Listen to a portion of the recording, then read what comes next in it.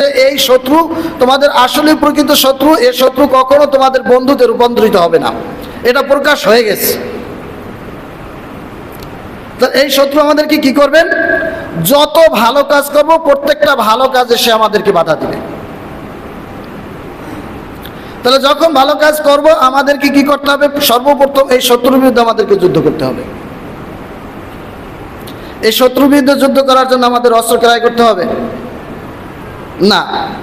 এই শত্রুর বিরুদ্ধে যুদ্ধ করার জন্য আমাদের যে আল্লাহ তাআলা একটা দিল দিয়েছেন, অন্তর দিয়েছেন, কল্প দিয়েছেন, এটাকে প্রস্তুত করতে হবে।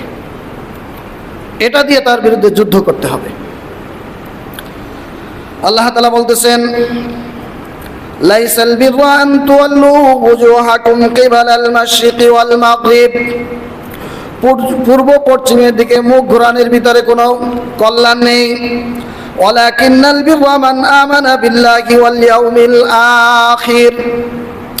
দুইটা বিষয়ের উপর ঈমান আনার প্রতি রয়েছে কল্যাণ। একটা হলো আল্লাহ তাআলার প্রতি ঈমান স্থাপন করা, দ্বিতীয় বিষয় হলো আখিরাতের প্রতি ঈমান স্থাপন করা। আল্লাহর প্রতি ঈমান আনলাম, আল্লাহ আছেন, আল্লাহ আমাদেরকে রিজিক দাতা, আল্লাহ আমাদেরকে লালন পালন করেন, আল্লাহ তাআলা সব কিছু করেন, সব কিছু আল্লাহ তাআলার হুকুমে হয়, বেশ মেনে নিলাম। যদি এখানেই আমাদের সীমাবদ্ধতা থাকতো তাহলে দুনিয়াতে কোনো গর্হিত কাজ করতে আমাদের ঝামেলা থাকতো না। ঝামেলাটা কোথায়? দুনিয়াতে গর্হিত কাজ করা যাবে না। কেন? কারণ এর পরে আমাদের আর একটা জীবন রয়ে গেছে, সেখানে আমাদের হিসাব কিতাবের বিষয় রয়ে গেছে। আমরা ভালো কাজ করলে সেটার প্রতিদান পাবো, অন্যায় করলে, মন্দ করলে সেটারও প্রতিদান পাবো। আর সেটা যখন সেটা শুরু আছে, শেষ নেই। এই জীবনটা কখনো এক সময় শেষ হয়ে যাবে, কিন্তু ওটা যখন শুরু হবে আর শেষ হবে না। তাহলে ওই জীবনটা বড় না এটা বড়? অবশ্যই আমাদের জন্য ওটা বড়। আল্লাহ তাআলা বলতেছেন, ওমা খালাকতুল জিন্না ওয়াল ইনসা ইল্লা লিয়াবুদুন। আমি মানুষ এবং জিন জাতিকে একমাত্র আমার ইবাদতের জন্যই সৃষ্টি করেছি। তাহলে ইবাদতটা কি? সেই ইবাদতটাই হলো ভালো কাজ, আল বিরর, আমালুস সালেহ, ভালো কাজ। তাহলে ভালো কাজগুলো কি? এখানে কিছু কিছু ভালো কাজের আল্লাহ তাআলা উল্লেখ করেছেন। প্রথম দুইটা শর্ত, একটা হলো আল্লাহ তাআলার প্রতি ঈমান আনা, দ্বিতীয় হলো আখিরাতের প্রতি ঈমান আনা, বিশ্বাস স্থাপন করা। কারণ আখিরাতের প্রতি যদি আমাদের বিশ্বাস থাকে, ঈমান আনি, তাহলে আমরা ভালো কাজগুলো বেছে বেছে করব এবং মন্দ কাজগুলো বেছে বেছে ওগুলোকে বাদ দিব। তাহলে এই দুইটা কাজ যখন করব তখনই আমাদের গন্তব্যের দিকে আমরা এগিয়ে যাব। এরপরে কি? অল মালাইকাতি ওয়াল কিতাবি ওয়ান নাবিয়িন। আমরা ছোটকালে মক্তবে পড়েছিলাম, আমানতু বিল্লাহি ওয়া মালাইকাতিহি ওয়া কুতুবিহি ওয়া রুসুলিহি ওয়াল ইয়াউমিল আখির ওয়াল কদরি খাইরিহি ওয়া শাররিহি মিনাল্লাহি তাআলা ওয়াল বাসি বাদাল মাউত। অর্থাৎ ঈমানের পূর্ণাঙ্গ বিষয়গুলো কিন্তু এখানে তুলে নিয়ে এসেছেন। এই আয়াতের ভিতরে কয়েকটা আল্লাহ তাআলা উল্লেখ করেছেন। আল্লাহর প্রতি ঈমান স্থাপন করা, আখিরাতের প্রতি ঈমান স্থাপন করা, ওয়াল মালাইকা, ফেরেশতাদের প্রতি ঈমান আনা, ওয়াল কিতাব, আসমানি কিতাবের প্রতি বিশ্বাস স্থাপন করা, ওয়ান নাবিয়িন, সমস্ত নবীদের উপরে ঈমান আনয়ন করা। কয়টা বিষয়? আল্লাহর প্রতি ঈমান, আখিরাতের প্রতি ঈমান, ফেরেশতাদের প্রতি ঈমান, কিতাবের প্রতি ঈমান, নবীদের প্রতি ঈমান। এই পাঁচটা বিষয়ের ভিতরে সূক্ষ্ম একটা বিষয় রয়েছে, সেটা আস্তে আস্তে এখনই অর্থাৎ অল্প সময়ের ভিতরে ইনশাআল্লাহ উপস্থাপন করা সম্ভব হবে। কারণ আমরা আল্লাহ মানলাম, এর পরবর্তীতে আখিরাতও মানলাম, এরপর রয়ে গেল আরো তিনটা। সেই তিনটা কি? মালাইকা, ফেরেশতা। যদি এই ফেরেশতাদের উপরে আমাদের পূর্ণাঙ্গ বিশ্বাস না থাকে, বিশ্বাস স্থাপন করতে না পারি, তাহলে আল্লাহ তাআলার পক্ষ থেকে ফেরেশতাদের মাধ্যমে যেগুলো এসেছে তার প্রতি প্রশ্ন থেকে যায়। এজন্য আল্লাহ তাআলা এটা উল্লেখ করে দিয়েছেন যে ফেরেশতার মাধ্যমে ওহী পাঠিয়েছি এবং যত ফেরেশতা আমি সৃষ্টি করেছি এর প্রতি ঈমান থাকতে হবে, অর্থাৎ এর প্রতি বিশ্বাস স্থাপন করতে হবে। সেই বিশ্বাসটা কি? এরা আল্লাহ তাআলার সৃষ্টি, এরা নিজেদের পক্ষ থেকে কিছু করতে পারে না, এদের কোনো খাওয়া দাওয়া নাই, এদের জৈবিক কোনো চাহিদা নেই। এদেরকে আল্লাহ তাআলা যেই কাজের জন্য সৃষ্টি করেছেন এরা এই কাজই করে, আল্লাহ তাআলার হুকুমের বাইরে এরা কিছু করতে পারে না।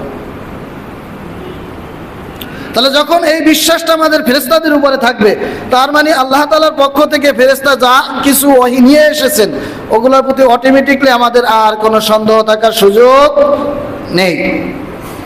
এরপরে দেখেন তো ফেরেশতা কি নিয়ে এসেছেন?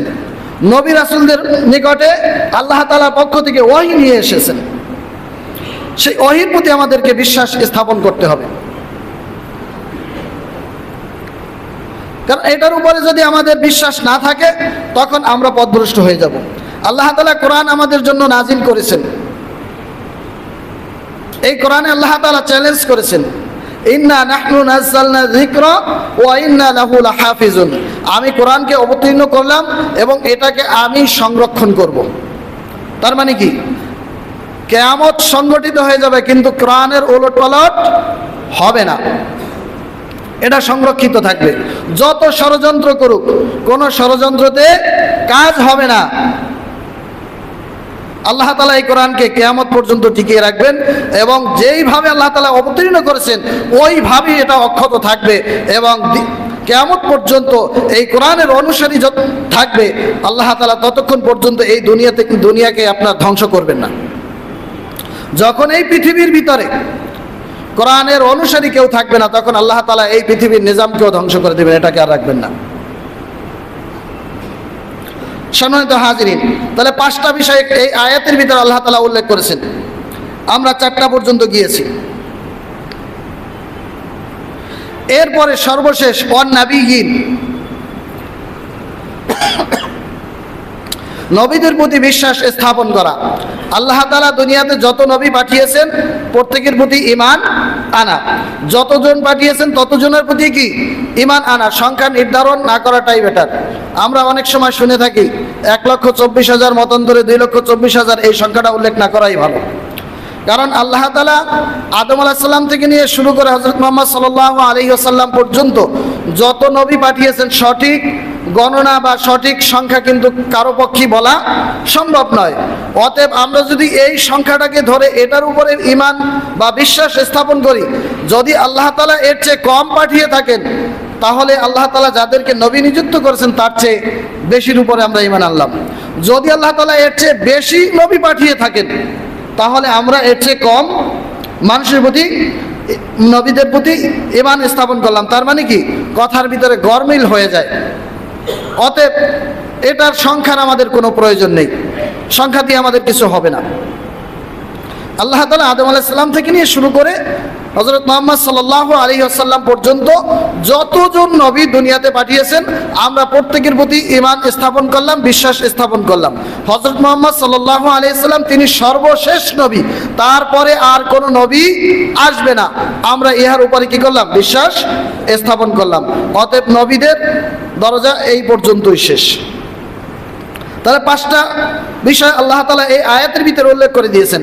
এই 5টা বিষয় যদি আমরা যথাযথভাবে অর্থাৎ ঈমানের উপরে অটল থাকি তাহলে আপনার কোরআন, এরপরে নবী রাসূল, ফেরেশতা, কিতাব মানে অর্থাৎ কোনোটার উপরই আমাদের কোনো সন্দেহ থাকবে না এবং এটার দ্বারা আমরা সঠিক পথের সন্ধান পাব।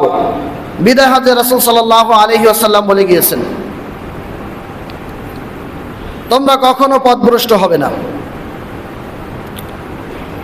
যতক্ষণ পর্যন্ত কোরআন এবং সুন্নাহকে আঁকড়িয়ে ধরবে। তাহলে কোরআন সুন্নাহ আল্লাহ রাসূল আমাদের মধ্যে রেখে গিয়েছেন। আমরা অনুসরণ করব কিসের? কোরআন এবং সুন্নাহর।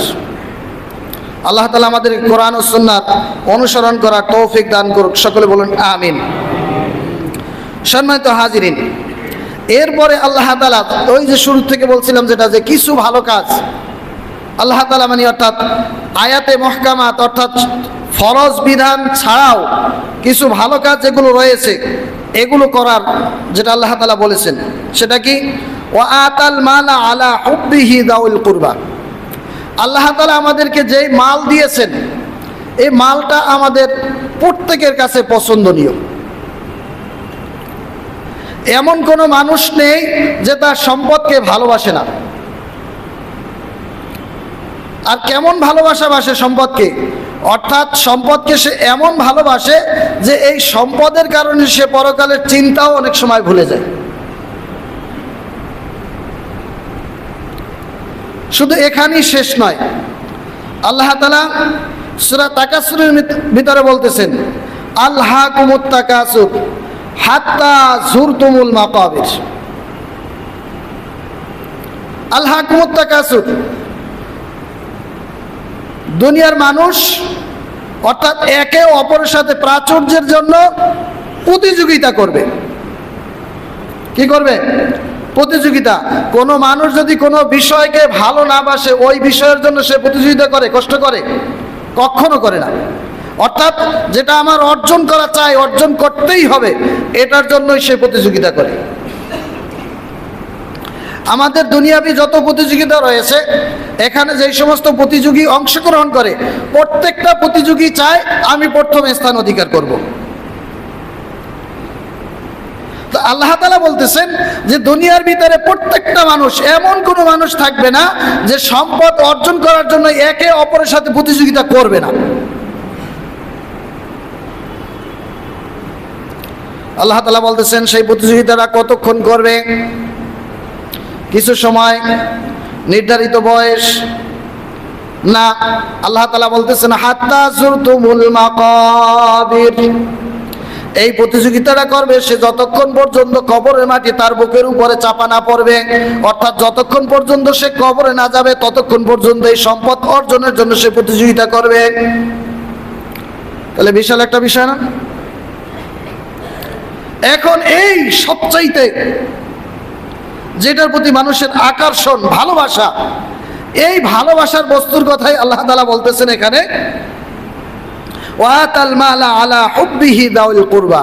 এটা যে তোমাকে দেওয়া হয়েছে এটা তুমি কুক্ষিগত করে রেখো না, এটা তুমি ব্যয় করো, খরচ করো। কোথায় করবে সেই খাতগুলো এখানে উল্লেখ করেছেন। ওয়াল ইয়াতামা জিল কুরবা ওয়াল ইয়াতামা ওয়াল মাসাকিন, নিকট আত্মীয়দের জন্য তোমরা এগুলো ব্যয় করো। আচ্ছা, নিকট আত্মীয়দেরকে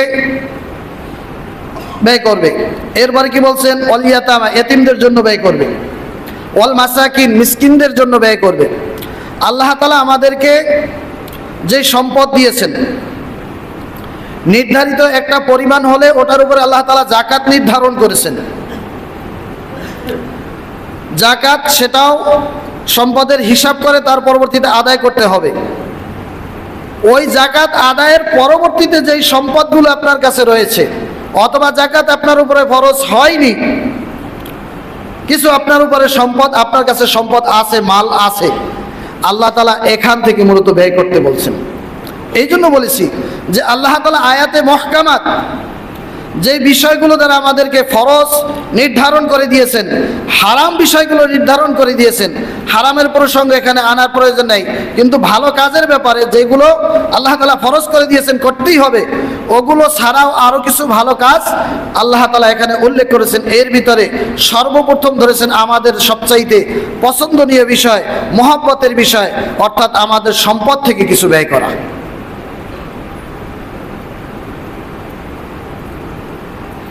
এই সম্পদ থেকে ব্যয় করতে কোন কোন খাতে ব্যয় করব? নিকট আত্মীয় যারা রয়েছে, আমার নিকট আত্মীয়ের ভিতরে যারা অসহায় আছে তাদেরকে দেওয়া। এরপরে এতিম যারা রয়েছে, এতিমদের লালন পালন করা। মিসকিন যারা রয়েছে তাদেরকে সাহায্য করা। অবনি সাবিল, পথিক যারা রয়েছে, দেখা যায় কোনো ব্যক্তি অনেক সম্পদের মালিক, কিন্তু সে সফরে বের হলো, তার পাথেও শেষ হয়ে গেল, গন্তব্য পর্যন্ত পৌঁছার সামর্থ্য তার নেই। এই ব্যক্তিকে যাকাতের টাকাও দেওয়া যাবে। তবে এখন এমন একটা যুগ এসেছে, সময় এসেছে যে যদি তার কাছে অ্যান্ড্রয়েড সেট থাকে অথবা কোনো মোবাইল থাকে, তাইলে এখন আর তার কারোর কাছে হাত পাতার প্রয়োজন হয় না, কারণ তার আছে, সে যে কোনো জায়গায় ফোন দিয়ে টাকা আনতে পারে, সেই ব্যবস্থা অলরেডি হয়ে গেছে। তো আমরা যদি এরকমের কোনো পথিক অনেক সময় বিপদে পড়ে যায়, আমরা তাদেরকে সহযোগিতা করব। আল্লাহ তাআলা আমাদেরকে তৌফিক দান করুন। ওয়াসাইলিনা ওয়া ফির রিকাব, সাইলিন যারা হাত পাতে তাদেরকে দেওয়া, ওয়া ফির রিকাব ঋণগ্রস্ত যারা রয়েছে তাদেরকে দেওয়া, ওয়া আকামাস সালাহ নামাজ প্রতিষ্ঠা করা, ওয়া আতাজ যাকাত যাকাত প্রদান করা, ওয়াল মুফুনা বিআহদিহিম ইযা আহাদু, এর ভিতরে আরেকটা রয়েছে কাউকে ওয়াদা দিলে সেই ওয়াদা পূর্ণাঙ্গ করা। কারোর সাথে আমি প্রতিজ্ঞাবদ্ধ, কাউকে ওয়াদা দিয়েছি, সেটার প্রতি কি করা? স্থির থাকা, সেটা আদায় করা। ওয়াসসাবিরিনা ফিল বাসাই ওয়াদ-দাররাই, কষ্ট এবং বিপদের সময় ধৈর্য ধারণ করা, এগুলো ভালো কাজের অন্তর্ভুক্ত। ওয়াহিনাল বাস, যখন যুদ্ধের ভিতরে, যুদ্ধের মধ্যে মানুষ বিপদে পড়ে, যুদ্ধটা কি আরামদায়ক? অবশ্যই আরামদায়ক না, যুদ্ধটা কষ্টের। কিন্তু সেই কষ্ট কি করতে হবে? যদি সেই যুদ্ধটা হয় আল্লাহকে রাজি খুশি করার জন্য, আল্লাহর দিন আল্লাহর জমিনে প্রতিষ্ঠিত করার জন্য, তাহলে সেই কষ্টটা যদি আমার জীবনটাও উৎসর্গ হয়, সেটা তো তার জন্য আমাকে প্রস্তুত থাকতে হবে।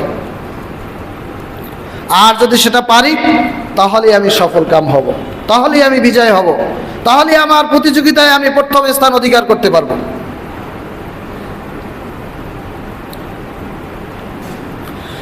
উলাইকাল্লাযীনা সাদাকু, আল্লাহ তাআলা এদেরকে সার্টিফিকেট দিতেছেন, অর্থাৎ 5টা বিষয়ের উপরে ঈমান স্থাপন করেছে, এরপরে কিছু ভালো কাজ করেছে। সেই ভালো কাজগুলো কি? আল্লাহ তাআলার দেওয়া মাল থেকে নিকট আত্মীয়দেরকে দিয়েছে, এতিমদের প্রতি খরচ করেছে, মিসকিনদের প্রতি খরচ করেছে, পথিকদের প্রতি খরচ করেছে, এবং যারা ঋণগ্রস্ত ঋণ পরিশোধের জন্য তাকে দিয়েছে। নামাজ প্রতিষ্ঠা করেছে, যাকাত প্রদান করেছে, ওয়াদা ঠিক রেখেছে, বিপদের সময় ধৈর্য ধারণ করেছে। এই কাজগুলো যারা করেছে, 8-9টা কাজ এখানে আল্লাহ তাআলা উল্লেখ করেছেন। যদি এই কাজগুলো তারা করতে পারে এবং ধৈর্য ধারণ করে, আল্লাহ তাআলা তাদেরকে সার্টিফিকেট দিতেছেন, উলাইকাল্লাযীনা সাদাকু, এই সমস্ত ব্যক্তিরা হলো সত্যবাদী। এরা কি? সত্যবাদী। আর আল্লাহ তাআলা বলতেছেন সত্যবাদীরা নবী রাসূলদের সাথে থাকবেন। সুবহানাল্লাহি ওয়া বিহামদিহি। ওয়া উলাইকা হুমুল মুত্তাকুন, আর এই ব্যক্তিরাই হলো মুত্তাকি। এরা মুত্তাকি, তাকওয়া অর্জনকারী। অর্থাৎ মুত্তাকি বলা হয় যিনি আল্লাহ তাআলার প্রতি তার বিশ্বাস আছে এবং সেই বিশ্বাস অনুযায়ী সে তার জীবনটাকে পরিচালনা করে, অর্থাৎ আল্লাহ তাআলার প্রতি পূর্ণাঙ্গ ভয় আছে। আল্লাহ তাআলা আমাদেরকে এই গুণগুলো অর্জন করার তৌফিক দান করুক, সকলে বলুন আমিন। সম্মানিত হাজিরিন, হাদিস শরীফের মধ্যে থেকে 2টি হাদিস উল্লেখ করেছি এই আয়াত রিলেটেড। আল্লাহ রাসূল বলতেছেন, ওয়াল্লাহি লা ইউমিনু, ওয়াল্লাহি লা ইউমিনু, ওয়াল্লাহি লা ইউমিনু, অর্থাৎ আমরা কোনো বিষয়কে খুব বেশি গুরুত্ব দেওয়ার জন্য একটা কথাকে বারবার উল্লেখ করি। আল্লাহ রাসূল তার পবিত্র জবান থেকে বলেছেন, একবার বললেই তো যথেষ্ট ছিল, কিন্তু 3বার বলেছেন। কেন বলছেন? কারণ এই বিষয়টা খুব গুরুত্বপূর্ণ। সেটা কি?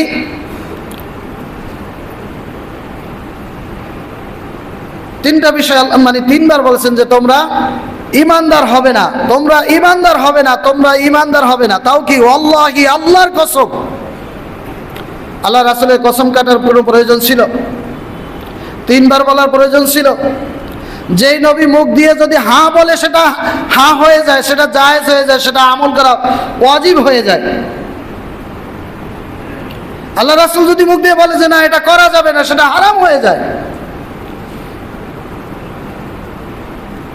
আর সেই বিষয়কে আল্লাহ রাসূল, মানে অর্থাৎ সেই পবিত্র জবান থেকে আল্লাহর কসম খেয়ে তারপরে একটা বিষয় 3বার উল্লেখ করা, তার মানেটা কি?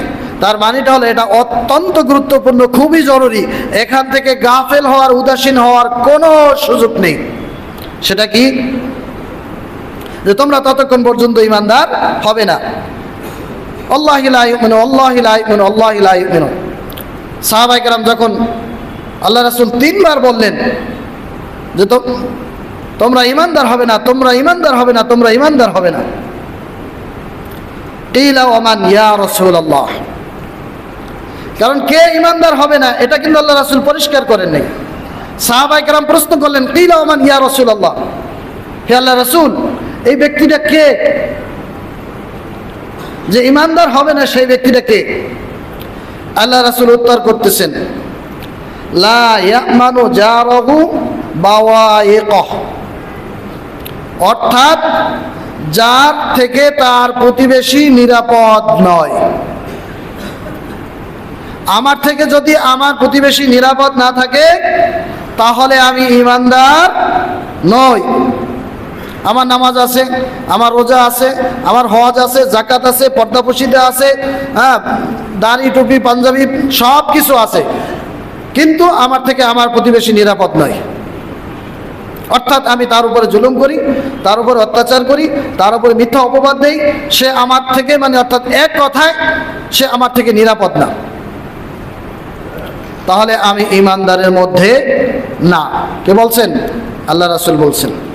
হয়তো আমাদের অনেকেরই মানতে কষ্ট হতে পারে যদি ওই রোগের রোগী আমরা হয়ে থাকি।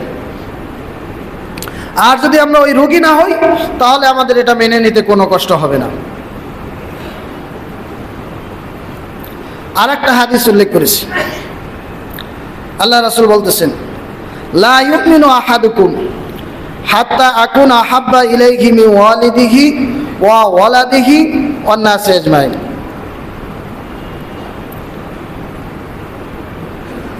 তিনটা প্রিয় বস্তুর কথা আল্লাহ রাসূল এখানে উল্লেখ করেছেন।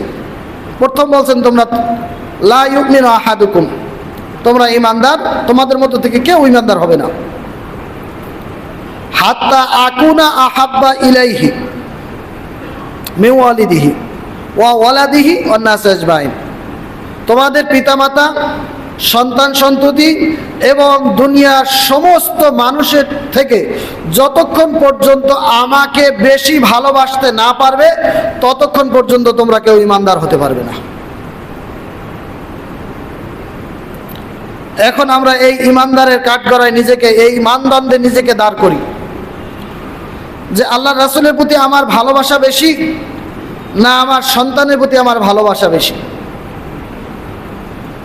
আমার সন্তানের প্রতি দুর্বলতার কারণে কি আমি আল্লাহ রাসূল যেই সমস্ত বিধান আমাদের উপরে নিয়ে এসেছেন সেখান থেকে সরে দাঁড়াচ্ছি কিনা? যদি সন্তানের ভালোবাসার কারণে আল্লাহ রাসূল যেই সমস্ত বিধান আমাদেরকে দিয়ে গিয়েছেন ওখান থেকে যদি সরে দাঁড়াই তাহলে আমি হিসাব করি যে আমি কোন কাতারে আছি। যদি আমার পিতামাতার ভালোবাসার কারণে আল্লাহ রাসূলের ভালোবাসা সেখানে পরাজয় বরণ করে তাহলে আমি কোন কাতারে আছি? কারণ আল্লাহ রাসূল তো নিজের থেকে কিছু করেননি, আল্লাহ তাআলার পক্ষ থেকে যে নির্দেশগুলো আল্লাহ তাআলা দিয়েছেন সেগুলোই তিনি আমাদেরকে দিয়েছেন।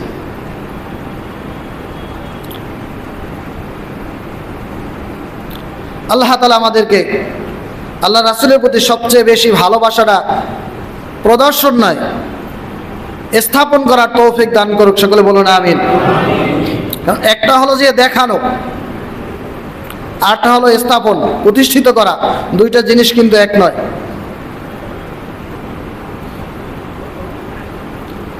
আল্লাহ রাসূলের ভালোবাসার কারণে যেন আমি, অর্থাৎ আমার সন্তানের ভালোবাসার কারণে যেন আল্লাহ রাসূলের ভালোবাসাটা কমে না যায়।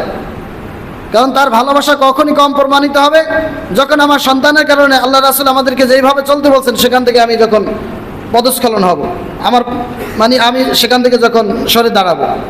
বাবা মার প্রতি ভালোবাসার কারণে আল্লাহ রাসূলের দেওয়া পথ থেকে যখন আমি সরে দাঁড়াবো তখনই আমি আল্লাহ রাসূলের পূর্ণাঙ্গ ভালোবাসা অর্জন করতে পারবো না।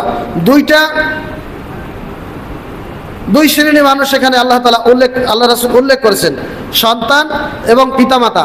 কারণ দুনিয়াতে এই দুই শ্রেণী মানুষের প্রতি মানুষ যতটা ভালোবাসা মহব্বত থাকে, অন্য কোনো মানুষের প্রতি এতটা ভালোবাসা মহব্বত থাকে না। এর পরবর্তীতে আল্লাহ রাসূল ওয়ান্নাসি আজমাইন, আল্লাহ রাসূল বলতেছেন যে সমস্ত মানুষ থেকে যতক্ষণ পর্যন্ত আমি রাসূলকে ভালোবাসতে না পারবে। এর মানে কি দাঁড়ালো? অর্থাৎ দুনিয়াতে যত মানুষের সাথে সম্পর্ক থাকবে, ভালোবাসা থাকবে, যাকে আমি মানি আর নাই মানি, না মানার ক্ষেত্রে প্রশ্ন আসে না। যাকে আমি মানি সে যদি আল্লাহ রাসূলের বিধান মানে, আল্লাহ রাসূলের বিধান মানে, তাহলে আমি তাকে মানি। আর যদি সে না মানে তাহলে আমি তাকে মানি না, তাকে ভালোবাসি না। মা আতাকুমুর রাসূল ফাখুযুহু ওয়া মা নাহাকুম আনহু ফান্তাহু, যে রাসূল তোমাদের জন্য যা কিছু নিয়ে এসেছে তোমরা সেটাকে আঁকড়িয়ে ধরো, তিনি যা কিছু নিষেধ করেছেন সেটাকে বর্জন করো। তো আল্লাহ রাসূল কি নিয়ে এসেছেন? আল্লাহ তাআলার পক্ষ থেকে আসমানি গ্রন্থ নিয়ে এসেছেন, এবং যেই সমস্ত হাদিস আল্লাহ রাসূল আমাদের জন্য রেখে গিয়েছেন, আল্লাহ রাসূল বিদায় হজে বলেছেন যে তোমরা এগুলোকে আঁকড়িয়ে ধরো। যতক্ষণ পর্যন্ত এই দুইটা জিনিসকে আঁকড়িয়ে ধরবে ততক্ষণ পর্যন্ত তোমরা পথভ্রষ্ট হবে না। সেই জিনিস দুটি কি? কিতাবুল্লাহ ওয়া সুন্নাতুর রাসূলি। আল্লাহ তাআলা আমাদেরকে আমল করার তৌফিক দান করুক। সকলে বলুন আমিন। ওয়া মা তাওফীকি ইল্লা বিল্লাহ। বারাকাল্লাহু লানা ওয়া লাকুম ফিল কুরআনিল আযীম ওয়া নাফা'না ওয়া ইয়্যাকুম বিয-যিকরিল হাকীম। ইন্নাহু তাআলা জাওয়াদুন কারীমুন মালিকুম বাররুর রাউফুর রহিম।